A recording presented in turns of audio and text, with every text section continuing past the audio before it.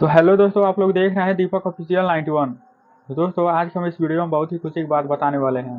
दोस्तों, खेसारी लाल यादव का एग्रीमेंट था, आप लोग तो जानते ही हैं खेसारी लाल यादव एग्रीमेंट में फंसे हैं। और क्या हुआ उस एग्रीमेंट का, कब एग्रीमेंट वो खत्म होगा, मैं इस वीडियो में पूरी जानकारी दूंगा। तो अगर आप लोग हमारे चैनल पर नए आए हैं तो चैनल को सब्सक्राइब जरूर करें और साथ में बेल आइकन को दबाना ना भूलें।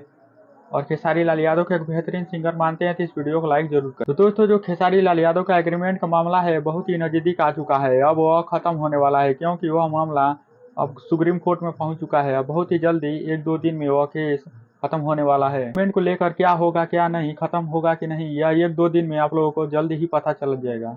और खेसारी लाल यादव का जितना भी गाना आने वाला है आप लोगों को बस 2 दिन के अंदर में पता चलने वाला है कि कब वो। तो बस आप लोगों ने जितना वेट किया है बस और 2 से 3 दिन और वेट कर लीजिए, बाकी आप लोगों के सामने रिजल्ट आ जाएगा। क्योंकि खेसारी लाल यादव खुद लाइव आकर आप लोगों को बता देंगे। तो आप लोग ऐसे जानकारी के लिए आप लोग हमारे चैनल को सब्सक्राइब जरूर करें।